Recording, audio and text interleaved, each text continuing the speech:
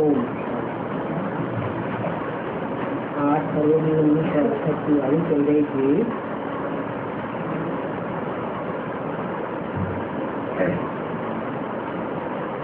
आज 2 अगस्त दूसरे पेज के आज में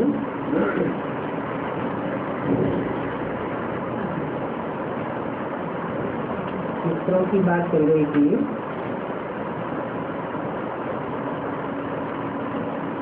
त्रिमूर्ति शिव भगवान से संगम पर गीता सुनने से सदगति होती है।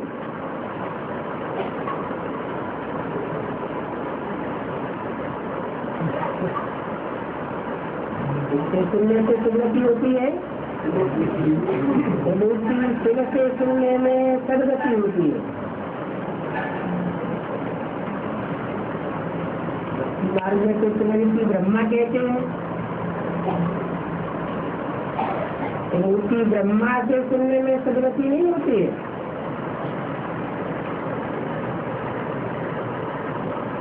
ब्रह्मा के तो 4 मुख दिखाए जाते हैं। वास्तव में ब्रह्मा की त्रिमूर्ति होती नहीं, शिव की त्रिमूर्ति होती है। और त्रिमूर्ति शिव को ही भगवान कहा जाता है। त्रिमूर्ति शिव भगवान से संगम पर गीता सुनने से सदगति होती है। कृष्ण ने तो गीता सुनाई ही नहीं है। कृष्ण कहो, ब्रह्मा कहो, गीता सुनाने वाला वो नहीं है। ऐसे ऐसे पॉइंट पर जब कोई विचार सागर मंथन करे तब ही लिख सके। किसी के मुख से डायरेक्ट सुनने से सदगति होती है और किनके मुख से सुनने से दुर्गति होती है। एक के मुख से सुनने से सदगति और अनेक मनुष्य गुरुओं के सुनने से दुर्गति होती है। वास्तव में मनुष्य की सदगति कदाचित नहीं कर सकते हैं।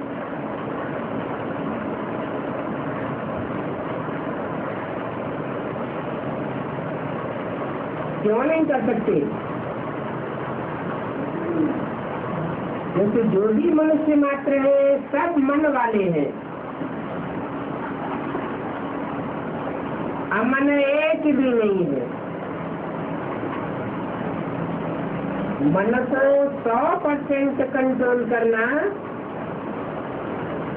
एक शिव भगवान का ही काम है।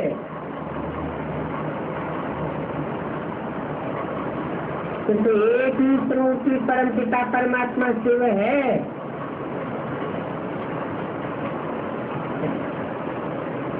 एक ही है तो त्रिमूर्ति क्यों कहते हैं? तो 3 मूर्तियां हैं ना, एक मूर्ति कहते हैं।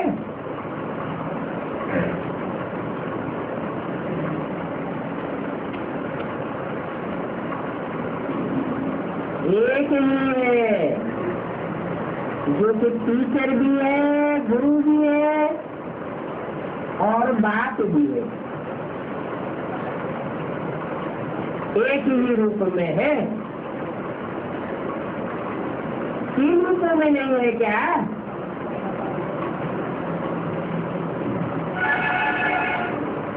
वास्तव में तीनों ही रूपों से एक रूप में समाये हुए हैं।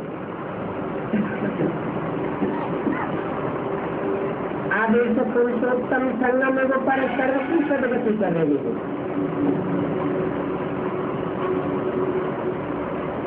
कार्ड में थोड़ी सी लिखत होनी चाहिए बस। उन पर में लिख देना चाहिए कलिबी कौड़ी जैसे पतित मनुष्य से कभी भी हीरे जैसा पावन देवता बनने का ईश्वरीय निमंत्रण।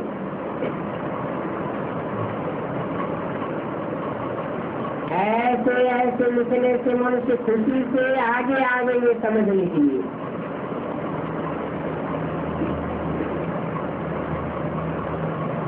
सदगति दाता बाप की सिंह जयंती मनाई जाती है। एकदम क्लियर अक्षर हो और तंत में हो। मनुष्य तो भक्ति मार्ग के कितने ढेर शास्त्र पढ़ते हैं,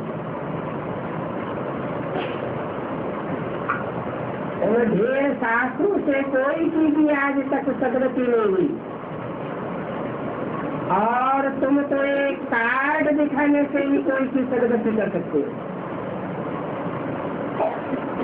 वो तो शास्त्र पढ़ते रहते हैं, माथा मारते रहते हैं, और यहाँ तुमको सेकंड में भी है कि बाप से जीवन मुक्ति मिल जाती है। जो बाप का बन और उनसे नालिज लेते हैं, किससे नालिज लेते हैं?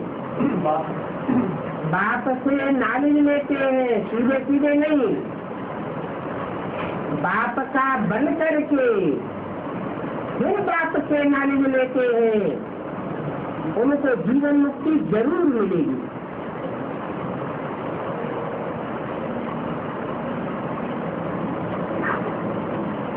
मुक्ति में जाकर के फिर जीवन मुक्ति मिलेगी। फिर समय आएगा, जैसा जैसा पुरुषार्थ किया होगा ऐसे ऐसे जीवन मुक्ति में जाएंगे। जीवन मुक्ति तो सबको जरूर मिलती है। कोई तो एक जन्म की मिलती है और कोई को 21 जन्म की मिलती है।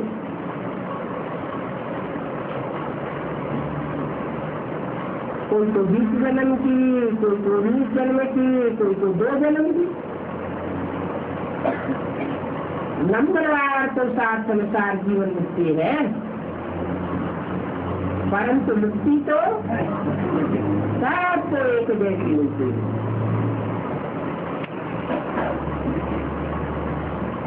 शुरू में आए, बाकी साड़ी में आ गए, तो भी सभी को जीवन मुक्ति जरूर मिलती है। सचुर आज में आ गए, कलयुग अंत में आ गए, फिर भी मुक्ति सबको जरूर मिलती है। लेकिन जीवन मुक्ति में पद में फर्क पड़ जाता है। पहले जीवन मुक्ति, फिर जीवन बंधन। जो भी आत्मा बाप के घर से आवेगी, बंध में आवेगी या जीवन मुक्ति में आवेगी,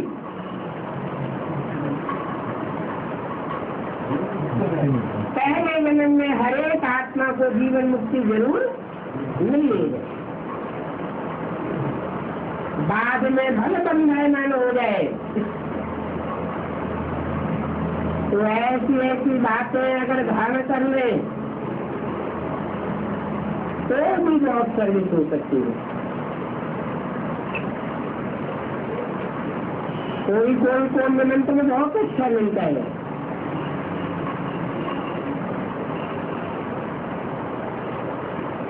बच्चियां लिखती है, हमको बहुत अच्छा रिफ्रेश करके गई हो,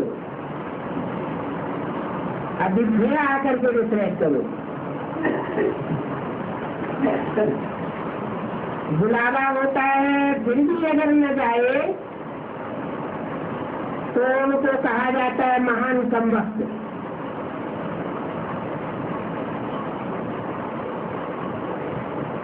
ईश्वरीय सेवा के लिए कभी भी मना नहीं करना चाहिए।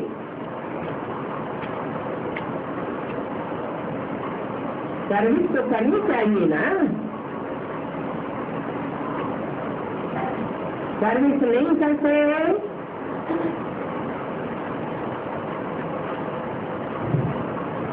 तो कमबख्त ही कहेंगे।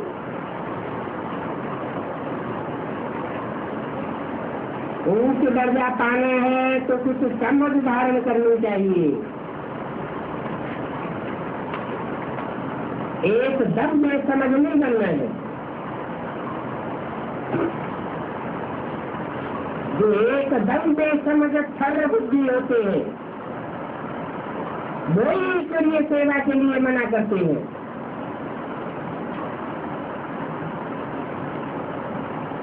जाकर के बहुतों का कल्याण करना चाहिए, बाकी सारा दिन खाना पीना सोना ये तो जानवर भी करते हैं।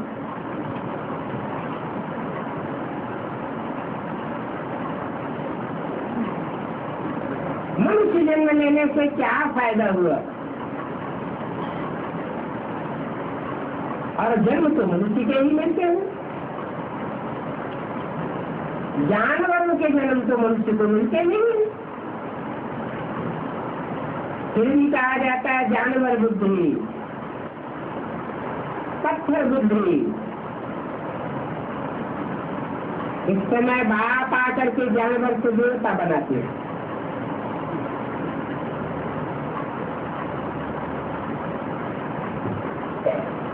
अगर देवता के बाप को न जाने तो उनको जानवर ही कहेंगे।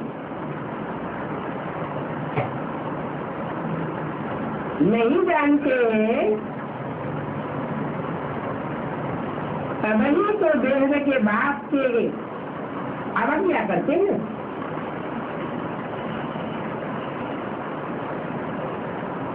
ईश्वरीय सेवा के लिए कब इनकार नहीं करना चाहिए।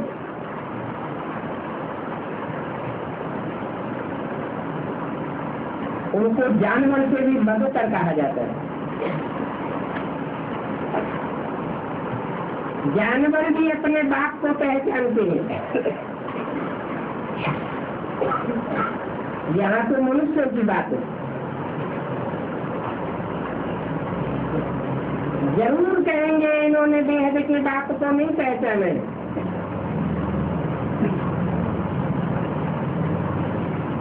अगर बाप को जानते हैं तो दूसरों को भी जरूर परिचय दे। क्यों?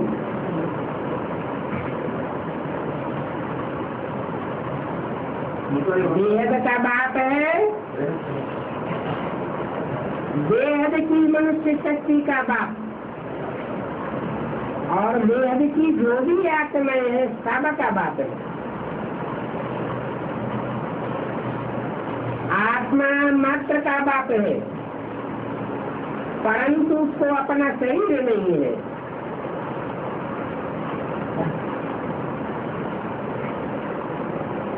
तो सेवा करने के लिए शरीर का आधार लेना पड़ता है। साकार शरीर का आधार चाहिए, नहीं तो हिंदी कैसे मनुष्य किसी की सेवा करेगी। तो सोचना चाहिए हमारा भी कणा दाना इस साकार शरीर से ईश्वरीय सेवा में लग जाए।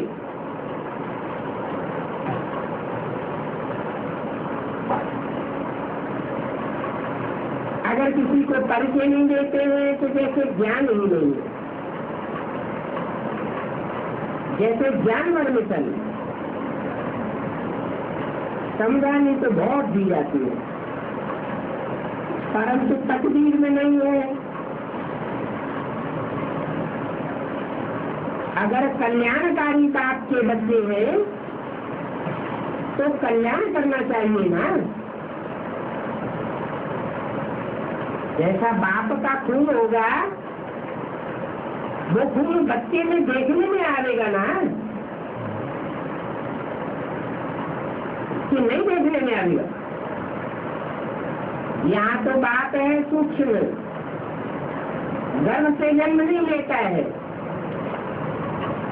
परंतु कल्याणकारी बाप है। बिंदु रूप स्टेज में ही रह करके कल्याण करता है। यह शरीर का आधार लेकर कल्याण करता है, आधार लेकर कल्याण करता है। तो ईश्वरीय सेवा में सहयोग करना चाहिए ना। नहीं तो बाप भी कहेंगे, ये तो कहने मात्र कहते हैं कि हम शिव बाबा के बच्चे हैं।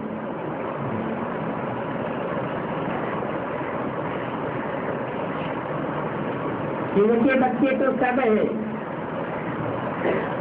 बिंदु बिंदु आत्माओं के बच्चे, कीड़े मकोड़े पशु पक्षी सब है। कीटाणु मात्र में भी आत्मा होती है, परंतु वो सर्विस करते हैं क्या? ईश्वरीय सेवा कर सकते हैं क्या? मनुष्य ही ईश्वरीय सेवा कर सकता है, मनुष्य ही औरों का कल्याण कर सकता है। मनुष्य होकर भी ईश्वरीय सेवा के लिए ना कर दे, उनको शिव बाबा का बच्चा कहेंगे क्या? कल्याण तो करते ही नहीं। शिव माना क्या? कल्याणकारी। तो कीड़े मकोड़ों को शिव के बच्चे कहेंगे क्या? आत्मा तो वो है, परंतु क्या करते हैं? कीड़े मकोड़े पशु पक्षी क्या करते हैं? खाना और सोना, और तो कुछ नहीं करते। और मनुष्य होकर भी अगर ईश्वरीय सेवा न करे, खाता रहे सोता रहे, तो उसको क्या कहेंगे? जानवरों से भी बदतर है, कोई क्या कल्याण नहीं कर सकते। साहूकार हो, गरीब हो, कल्याण तो सबका करना है। क्या साहूकार आ गया तो बड़ी दिल और जान से उनको कोर्स देंगे, उनकी बड़ी सेवा करेंगे, खातिरी करेंगे। कोई गरीब आ जाए, देखा कि भीख मांगने वाला है, और वो कहने लगे कि हमें भी कुछ समझाओ, तो दूर दूर करके भगा जाए। तो कहेंगे कि ये बाप के बच्चे आत्मा है, रूहानी स्टेज वाले हैं, मनुष्य आत्मा है। यहाँ तो बाप कहते हैं मैं गरीब निवाज हूँ, मेरे अंदर गरीबों के लिए विशेष रहम है। साहूकार तो अपने ही नशे में रहते, अहंकार रहता है,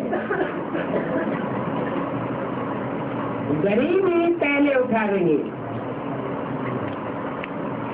बाप साहूकार निवाज बन करके नहीं आता है, नहीं आता है। तथा कथित ब्रह्मा कुमारों से पूछ लो, पहले किसमें आता है? साहूकार दादा लेखराज में आता है या गरीबी में आता है? क्या कहेंगे? तो कहेंगे साहूकार में आता है। लेकिन मुरली क्या कहती है? मैं गरीब निवाज हूँ, गरीबों को आकर के विश्व की बात चाहिए देता हूँ। गरीब भी उठा दें,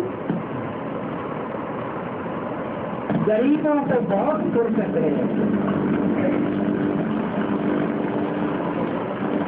ईश्वरीय ज्ञान सुनने की और सुनाने की।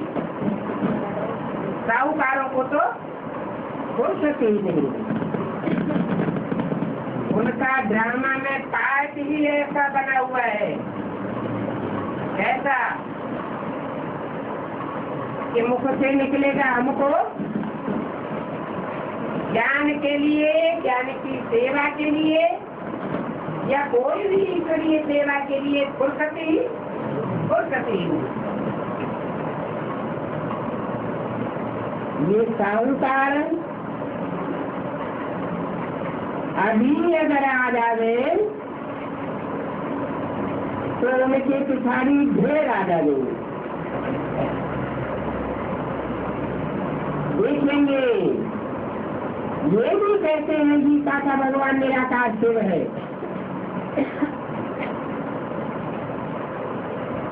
साकार शक्ति गीता का भगवान नहीं है। तो कुछ विचार करेंगे।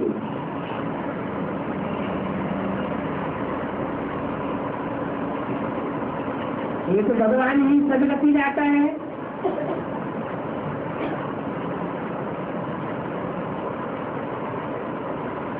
समझ जाएंगे, फिर आकर के पूछ लटका देंगे।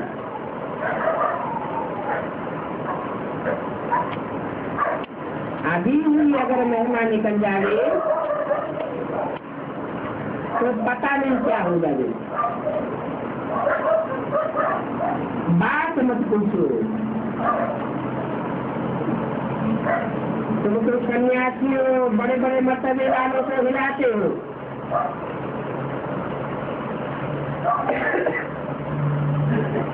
क्योंकि तुम्हारा है ईश्वरीय मर्तबा।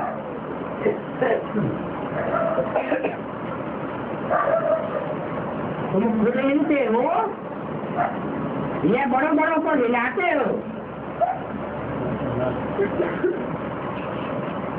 खुद हिलते तो चाहिए निश्चय बुद्धि। बड़े बड़े मर्तबों वालों को हिलाते हो तो उसका शास्त्र में क्या है? रावण की सभा में अंगद ने अपना पांव जमा दिया। ये बुद्धि रूपी पांव की निशानी है, नित्य बुद्धि की निशानी है। दुनिया दौड़ जाए और दुनिया तुमको हिलावे, लेकिन तुम अपने बुद्धि रूपी पांव से डगमगाए नहीं सकते थे, क्योंकि तुम्हारा ईश्वरीय मर्तबा है।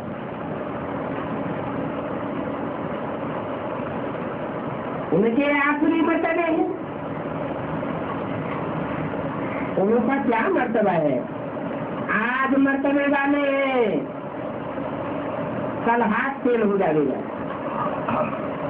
कुछ भी मर्तबा नहीं।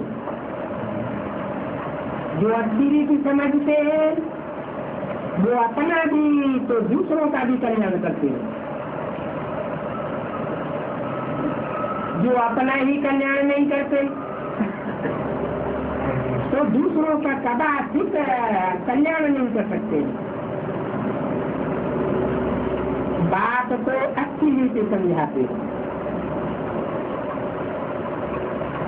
परंतु अच्छी रीति समझाने के बावजूद भी कोई को ये ज्ञान रतन मिर्ची जैसे लगते हैं। क्या बात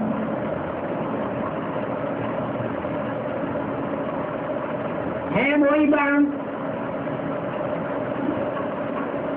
रावण को घाव कर देते हैं और राम के बुद्धि सर्कस में भरे रहते हैं। एक बाण भरा रहता है कि अनेक भरे रहते हैं? अनेक बाण भरे रहते हैं। कोई के लिए सुखदायी और कोई के लिए दुखदायी बन जाते हैं।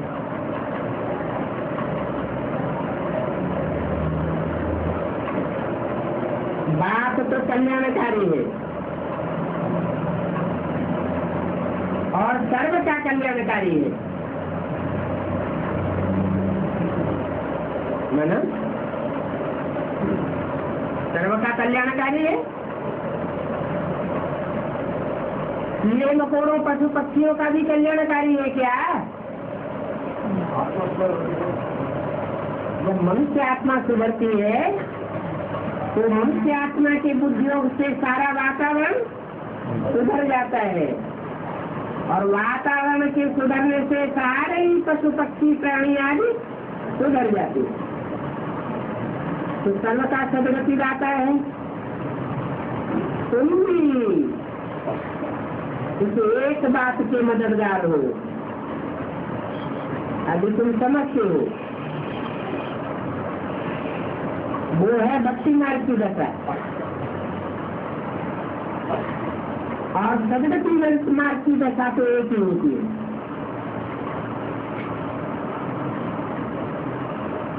वो महारथी कहेंगे जिनकी सदगति मार्ग की दशा है, अपने दिल से पूछना चाहिए, हम महारथी हैं, फलाने मिशन सर्विस करते हैं, जो त्यागे होंगे वो कब किसी को ज्ञान सुनाई नहीं सकेंगे।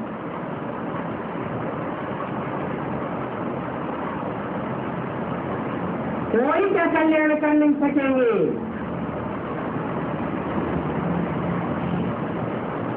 तो फिर कल्याणकारी बाप का बच्चा क्यों कहलाना चाहिए? बाप तो पुरुषार्थ करावेंगे ना, पुरुषार्थ करावेंगे या स्वार्थी बनावेंगे? पुरुषार्थ करते हैं तो बाप के बच्चे, पुरुषार्थी माना ही आत्मा के अर्थ करने वाला, जो भी वाणी बोले आत्मा के अर्थ, जो भी कर्म इंद्रिय से कर्म करे आत्माओं के कल्याण के अर्थ, जो भी संकल्प चलावे आत्माओं के कल्याण के अर्थ। तो कहेंगे कल्याणकारी बाप का बच्चा।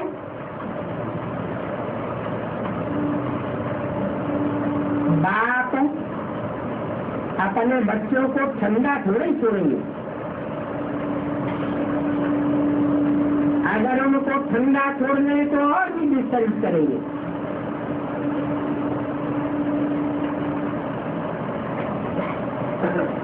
ज्ञान यज्ञ की सर्विस में तो हड्डी हड्डी स्वाहा कर देनी चाहिए, बाकी सिर्फ खाना पीना सोना, ये क्या सेवा हुई? समझना चाहिए हम जाए प्रजा में जाएंगे।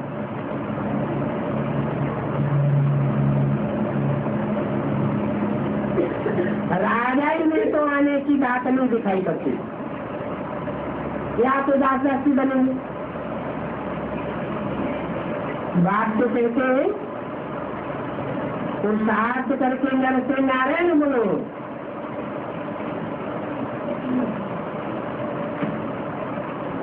सपूत बच्चों को देख करके बाप भी सोचोगे। 8 फरवरी 1968 की वाणी का तीसरा पेज। बाप खुश होंगे, देखेंगे ये तो बड़ा सपूत बच्चा है। लौकिक बात भी देखते हैं, ये तो बड़ा मर्तबा पाने लायक है। तो बाप को देख करके खुशी होगी ना। पारलौकिक बात भी ऐसे ही करते हैं। बाप बच्चों को अगर न सुधारे तो लोग कहेंगे तुम्हारा तो कोई धन जोड़ी नहीं है। वेद का बाप कहते हैं हम तुमको विश्व का मालिक बनाने आया हूँ, अभी तुम और को भी बनाओ। बाकी सिर्फ पेट की पूजा करने से फायदा क्या होगा?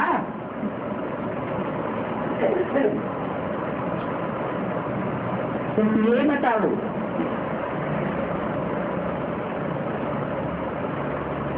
ये बात बता देंगे तो बुद्धि चलेगी। और सुबह याद करो, भोजन करते समय भी शिव बाबा की याद दिलाते रहेंगे तो सभी कहेंगे इनको तो शिव बाबा से बहुत प्यार है। इतना तो सहज है,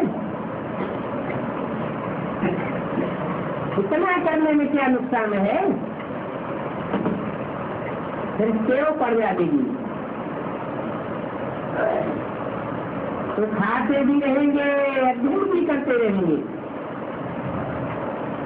दैनिक गुण धारण करना चाहिए। बाप का, टीचर का, गुरु का काम तो है शिक्षा देना, और तो कुछ भी नहीं करते हैं।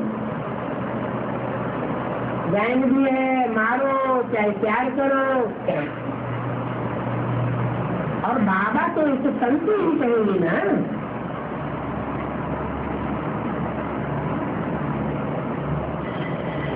वो तो गुप्त है, परंतु इनका भी अदब रखना पड़े। इनका है? इनका माने किनका, और इसका माने किसका? इसका माने सिर्फ ब्रह्मा, और इनका माने ब्रह्मा और बाप, दोनों का अदब रखना पड़े। इस समय है कलियुगी पतित कौड़ी मिशन दुर्गति को पाएंगे। सभी पुकारते हैं, हे पतित पावन आओ, तो जरूर पतित है ना। शंकराचार्य भी शिव की पूजा करते हैं,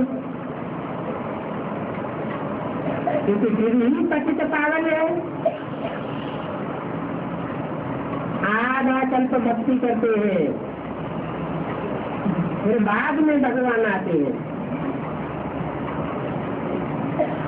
कोई हिसाब का पता नहीं है। बात समझाते हैं, भक्ति से ही दुर्गति होती है। एक जन्म भक्ति करते करते दुर्गति को पाया है।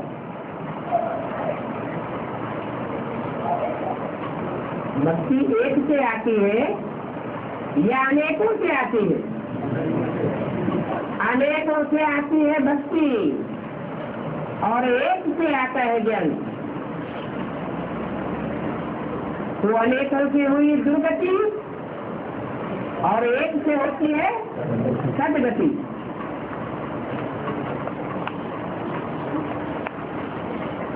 शास्त्र में बताए हुए यज्ञ, तप, दान आदि करने से भी मैं नहीं मिलता हूँ।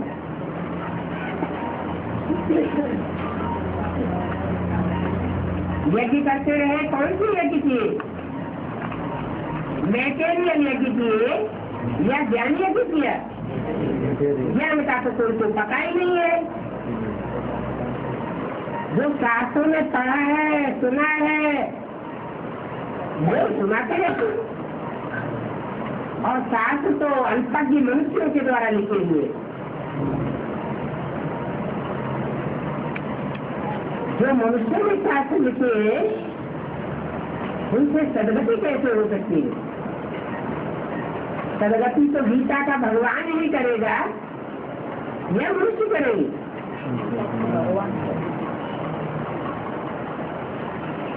तो मैटेरियल यज्ञ करते रहते हैं, तप के नाम पर उल्टे लटक जाते हैं, एक टांग पर खड़े हो जाते हैं, समझते हम तपस्या करते हैं। बात कहते हैं ये तो हंसी योग है, दान करते हैं, समझते हैं दान करना बड़ी अच्छी बात है, परंतु देते किसको है? पतितों को देते हैं।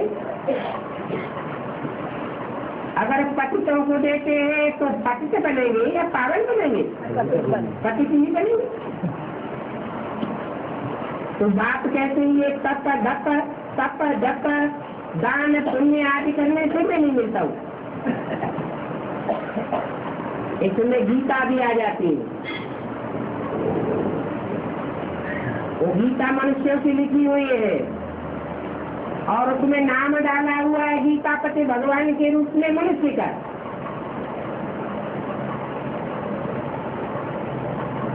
कृष्ण का नाम डाल दिया। ऐसे तो 16 कला संपूर्ण देवता है, भगवान तो नहीं है। और कृष्ण को भी बनाने वाला कोई देवता है या भगवान है? भगवान कृष्ण को बनाता है। तो सतयुग में जन्म देने वाला रचयिता बाप भगवान तो नहीं होगा, बल टाइटल धारी होगा। क्या भगवान भगवती का टाइटल मिलता है लक्ष्मी नारायण को, लेकिन भगवान नहीं है। भगवान तो आते हैं तो आप समान बना करके जाते हैं। तो इन शास्त्रों से पढ़ने से कोई सी सदगति नहीं हो सकती। सदगति तो सत्य बात से होगी या झूठी बातों से होगी। सत्य से ही सतयुग की स्थापना होती है। झूठे शास्त्र सुनने से झूठ खंड की स्थापना हो जाती है। सत्य एक ही सुनाता है और बाकी सब असत्य सुनाते हैं। गीता, वेद, उपनिषद ये सब भक्ति मार्ग के हैं। क्यों? जो गीता मिल रही है वो भी मनुष्य ने लिखी हुई है, मनुष्य नहीं, उसमें साकार कृष्ण का नाम डाला हुआ है। जो वेद लिखे हुए हैं वो भी वेद व्यास के लिखे हुए हैं, सुनाए हुए हैं। भगवान ने तो नहीं सुनाए। उपनिषद आदि वो सब वेदों की व्याख्याएं हैं जो मनुष्यों के द्वारा की गई है। तो ये सब भक्ति मार्ग के शास्त्र है। बाप तो सदगति के लिए बच्चों को सहज आदि और ज्ञान सिखलाते हैं, जिससे ज्ञान और योग से तुम राजाई प्राप्त करते हो। भगवान जो प्राप्ति कराते हैं वो प्राप्ति तो दुनिया में कोई नहीं करा सकता। राजाई देने की पढ़ाई किसी ने भी नहीं पढ़ाई।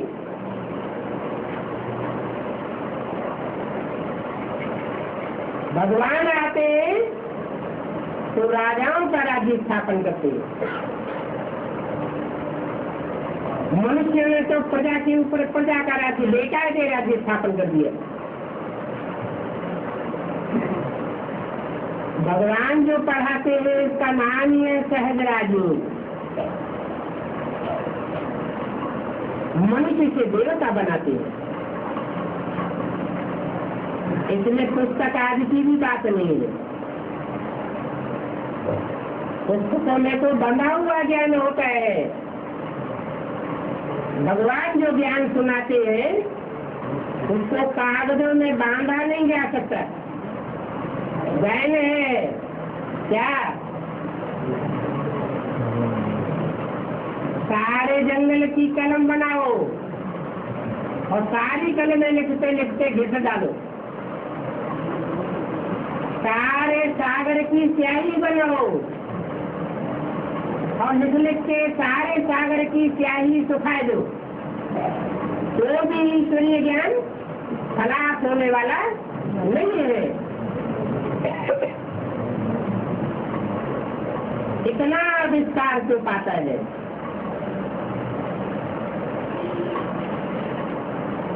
पुस्तकों में ये ज्ञान कैसे बांधा जा सकता है? टीचर को स्टडी कराते हैं पद प्राप्त कराने के लिए, तो बच्चों को फॉलो करना चाहिए। सबको बोलो शिव बाबा को याद करो। वो हम सभी आत्माओं का बाप है।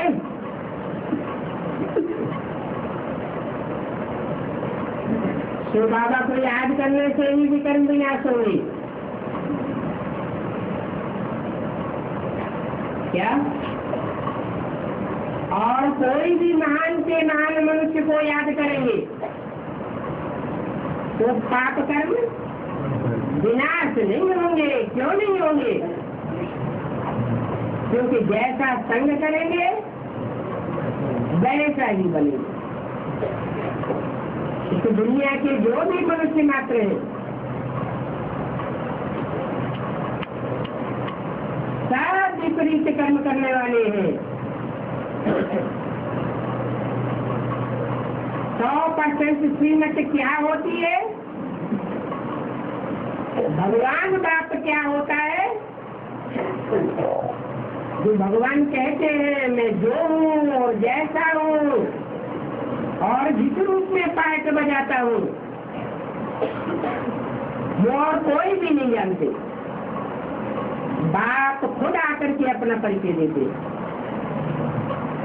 मनुष्य मात्र तो भगवान का परिचय दे भी नहीं सकता।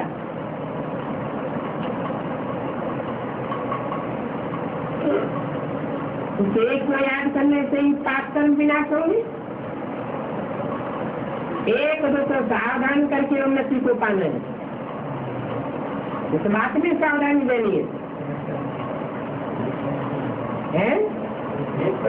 अरे किसके परचिंतन में लगे हुए हो?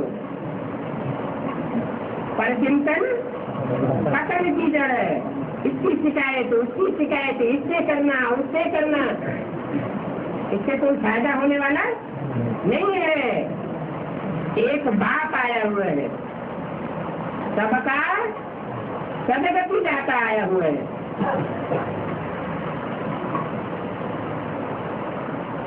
याद की यात्रा ही सारे विश्व को तंत्र बढ़ेगी।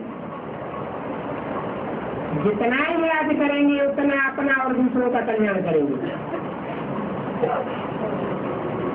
याद में रहे भोजन बनाओ तो उसमें भी ताकत आ जाएगी। तुम्हारी ब्रह्मा भोजन की महिमा है। ऐसा भोजन शायद पिछाड़ी में मिलेगा।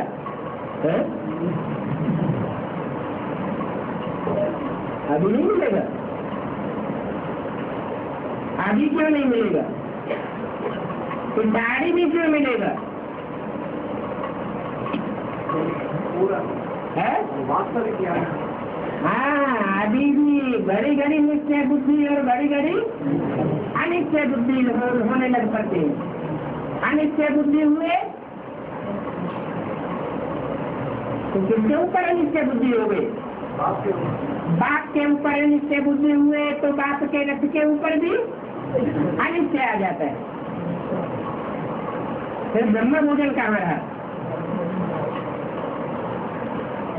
जैसे बाबा कहते हैं कि बाबा को याद करके भोजन बनाओ। वो भक्त लोग भोजन बनाते हैं तो भी राम राम कहते रहते हैं। मुख से राम राम कहते रहते हैं, राम की महिमा करते हैं। परंतु राम ने आकर क्या किया, कब किया, तो कुछ भी नहीं जानते। राम नाम का दान देते हैं ना। अब नाम का दान देने से क्या होगा? नाम कब बनता है? जब कोई ने काम किया हो तो उसका नाम होता है। जरूर राम ने वो काम किया होगा जो दुनिया में और कोई ने नहीं किया है, तो राम नाम का इतना दान देते हैं। तुमको तो बुद्धि नहीं है, घड़ी घड़ी याद रहना चाहिए। क्या कि राम का ऑक्यूपेशन क्या है, राम का धंधा क्या है? बुद्धि में सारा ज्ञान याद रहना चाहिए। बाप के पास सारी रचना के आदि पर्यंत का ज्ञान है ना। ऊँच से ऊँच भगवान, ऐसे ऊँच से ऊँच को याद करेंगे तो ऊंच पद पावेंगे। जितना परसेंटेज में उसे एक ऊंच से ऊंच को याद करेंगे उतना ऊंच से ऊंच पद पावेंगे। और बीच में नीचे से नीचे भी याद आते रहे तो पद में घाटा पड़ेगा ना। कोई तो सारा दिन झरमुड़ी झरमुड़ी करते रहते, जब एक ऊंची से ऊंची मिल गया, उसकी पहचान मिल गई, तो फिर दूसरे किसको याद क्यों करें? बाप कहते हैं मुझे याद करो, तो दूसरी सारी बातें सुन लेनी करो। ये है व्यभिचारी योग।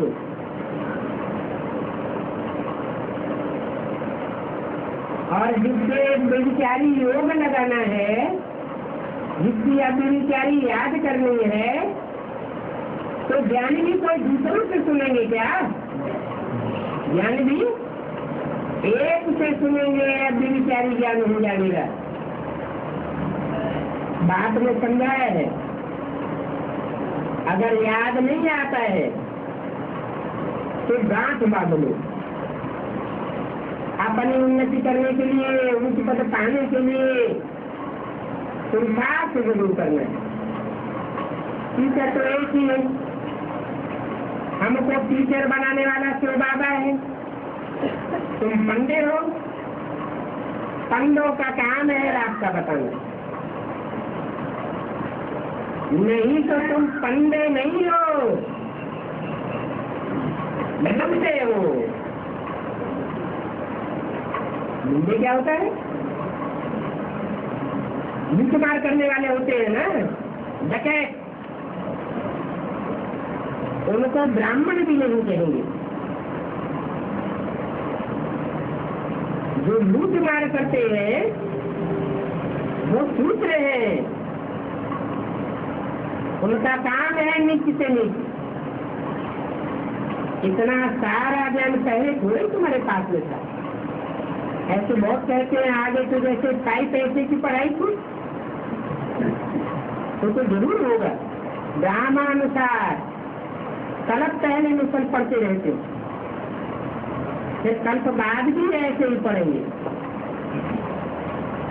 जिस रफ्तार से अभी पढ़ते हैं उसी रफ्तार से कल्प के बाद भी पढ़ाई पढ़ी। रोज बाबा समझाते रहते हैं, परंतु अगर बुद्धि में छेद होगा तो सब कुछ पढ़ाई लिखाई समझानी बहती जाएगी। छेद क्या होता है?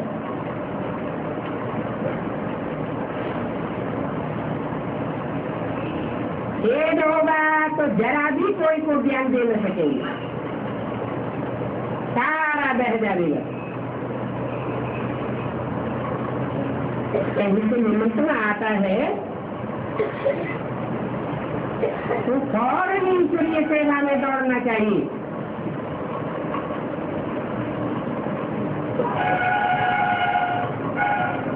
सेवा करने के लिए और दान करने के लिए पूछने की तो बात ही नहीं, पूछना भी नहीं चाहिए। परंतु तकदीर में नहीं है तो क्या कर सकते हैं? भिखारी में तुमको साक्षात्कार होगी, साक्षात्कार होने में देरी थोड़ी लगती है। बाबा को तो हद से साक्षात्कार होते हुए ये फलाना राजा बनेगा, इनकी ये द्वेष होगी। शुरू में बहुत साक्षात्कार होते थे, वो आदमी तुरंत में भी होंगे, इस भिखारी में बहुत साक्षात्कार करते रहेंगे। बाबा भी कहेंगे तुमको कितना समझाते थे, तुमने नहीं मानी है तो ड्रामा। समाधान दिया जाता है, सावधान किया जाता है, फिर उनकी तकलीफ। अच्छा ठीक है, बच्चों से शुरू होने बाप दादा का याद किया। Good morning.